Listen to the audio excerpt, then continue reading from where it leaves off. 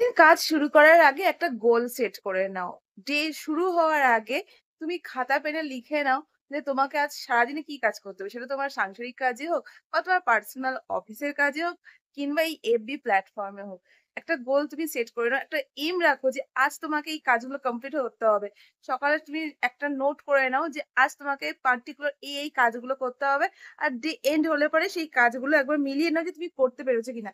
তবে হ্যাঁ, গ্যাপ রেখো। ৩ ঘন্টা পর, পর একবার করে চেক করে নিও যে তুমি কতদূর সাকসেস হলে কাজগুলো করতে।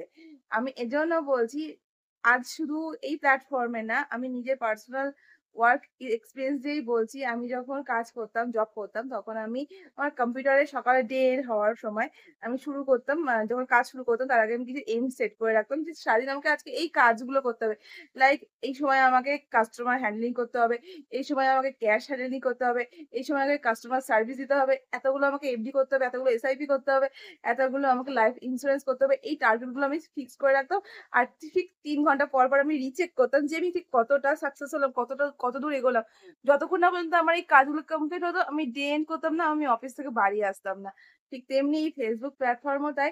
আমি সকালবেলা ঘুম থেকে উঠে আমি একটা টার্গেট ফিক্স করে নিই যে আজকে আমাকে এই কাজগুলো করতে হবে। লাইক আমাকে আজকে ৮ টা পোস্ট করতে হবে, তারপরে ৩ টে রিল থাকবে, একটা লং ভিডিও থাকবে, একটা লেখা পোস্ট থাকবে আর ৩ টে ছবি থাকবে। তার মধ্যে আমার আরেকটা এম থাকে যে আমাকে রোজ আমার পোস্টে ৩০ টা করে স্টার আনতে হবে। এনি হাউ যেখান থেকে পারি আমাকে ৩০ টা করে স্টার আনতে হবে। ৩০ টা স্টার কমপ্লিট না হওয়া পর্যন্ত কিন্তু আমি থেমে থাকি না। সে রাত ১২ টা পর্যন্ত আমি লেগে থাকি যে আমার যদি একটাও স্টার কমতে থাকে যে আমার আজকে আসেনি সেটার জন্য আমি লেগে থাকি। একটা হোক বা ১০০০ টা হোক স্টার আমার ৩০ টা প্রতিদিন লাগবেই। এটা হচ্ছে আমার এম। তারপরে আমার নেক্সট এম থাকে হচ্ছে আমি ৬০০ জনকে লাইক কমেন্ট দেব।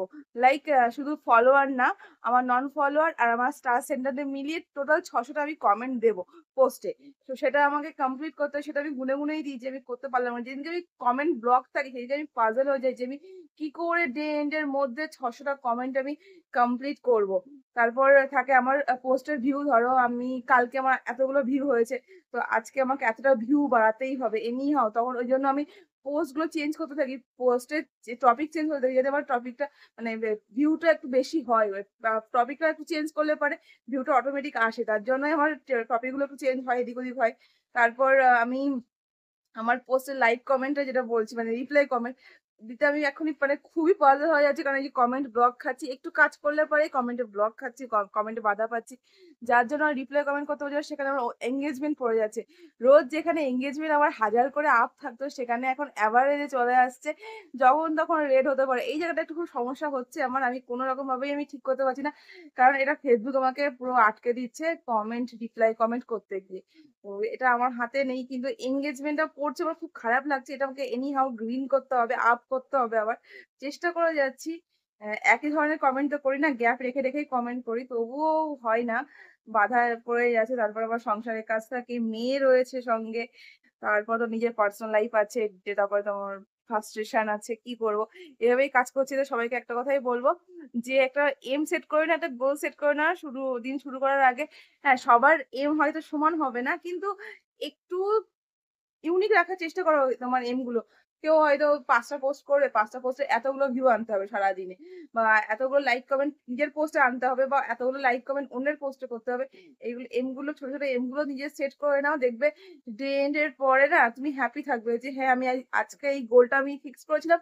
আর এই গোলটা করতে গিয়ে আমি সাকসেস হয়েছি। দেখবে নিজেই খুব, খুব খুশি হবে। আর frustration আসবে না কাজ করতে গিয়ে।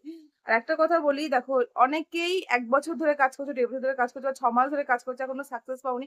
একটা ভিডিও ফর ইউ তে যায়নি বা একটা পোস্ট ফর ইউ তে যায়নি। তাদেরকে একটা কথাই বলবো, দেখো ফর ইউ তে যাওয়া তোমার হাতে নেই। এটা Facebook যখন চাইবে তোমার পোস্ট বা ভিডিও গুলোকে ফর ইউ তে নিয়ে যাবে বা ভাইরাল করবে। ততক্ষণ তুমি যে এই খাটনিটা খাটছো, Facebook এ টাইম দিচ্ছ, এর জন্য পারিশ্রমিকটা তুমি তুলে নাও। আর এই পারিশ্রমিক তোমাকে দিতে হবে একমাত্র স্টার সেন্ডাররাই। তো স্টার সেন্টারের সাথে যুক্ত হও, স্টার সেন্টারের পোস্টে ভালোবাসা দাও, লাইক কমেন্ট করো, তাদের পোস্টগুলো শেয়ার করো। অনেক স্টার সেন্টার আছে যারা কিন্তু এই লাইক কমেন্টের বিনিময়ে তোমাদেরকে স্টার দেবে। আমি তো এরকম স্টার সেন্টারের সাথে যুক্ত হচ্ছি, প্রতিনিয়ত আমি ৩০ থেকে ৪০ জনকে বেছে নিয়েছি যে আমাকে প্রতিদিন এটলিস্ট ৩০ টা স্টার দেয় আমাকে। মানে যেভাবে হোক আমি সেভাবে কাজ করি, তাদের পোস্টে কাজ করি বলেই দেয় আমাকে। আর একবার ভেবো না যে স্টার সেন্টার বাইরের দেশের বা আমার দেশের না, এইসব ভাবতে যেও না। কাজ নন কাজ ভাবতে যেও না।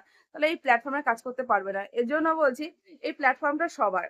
আর একটা ছোট্ট এক্সাম্পল দিই। আমার এই দেশের মানে আমি ইন্ডিয়াতে রয়েছি। ইন্ডিয়ার অনেক ব্যক্তি কিন্তু বিদেশের মাটিতে গিয়ে কাজ করে আর্নিং করছে। সেটা কিন্তু ডলারই আর্নিং করছে। ডলার আর্নিং করে তারা নিজের ফ্যামিলিতে পাঠায় কিন্তু। ওকে? তো সেক্ষেত্রে তারা চাকরি করে নিজের দেশ ছেড়ে চাকরি করছে অন্য দেশে গিয়ে। সেখানে গিয়ে ইনকাম করছে, আর্নিং করছে। সেক্ষেত্রে তো কোনো প্রশ্ন ওঠে না। তবে আমরা যদি মানে বিদেশি স্টার সেন্টার থেকে স্টার নিচ্ছি, বিদেশি বলতে আমার দেশের বাইরে। লাইক অফ বাংলাদেশ বলো বা আরবিয়ান বলো বা মালয়েশিয়া বলো বা আদার কান্ট্রি থেকে যে আমরা যদি স্টার নিচ্ছি অন্য কারোর থেকে, তো সেটা কোনো খারাপ কিছু না। কারণ তাদের পোস্টে আমরা কাজ করছি। তাদের পোস্টের ভিত্তিতে মানে কাজের ভিত্তিতে আমরা আমাদের পারিশ্রমিকটা নিচ্ছি তাদের কাছ থেকে। তো একটা কথাই বলব, সবাই কাজ করে বিদেশের মাটিতে, সেখান থেকেও আর্নিং নেয়। আর আমরা এখানে ফেসবুক প্ল্যাটফর্মে কাজ করি। ফেসবুক প্ল্যাটফর্মটা সবার। তো কার কাছ থেকে স্টার নিচ্ছি বা নিচ্ছি এইসব নিয়ে আলোচনা করে লাভ নেই বা সমালোচনা করেও লাভ নেই। কাজ করো। তুমি যখন মাসের শেষে গিয়ে আর্নিং পাবে না, তখন তুমি দেখতে পারবে না যে তুমি কার কাছ থেকে স্টার নিয়ে তুমি আর্নিংটা তুলেছো। তখন তোমার আর্নিং এসছে এটাই সবাই দেখবে কিন্তু। তাই ওই জাত-পাত, ধর্ম, তারপরে এই অন্য কান্ট্রির মানুষের থেকে আমরা স্টার নিচ্ছি এইসব দিয়ে বিবেক বিবেচনা করো না।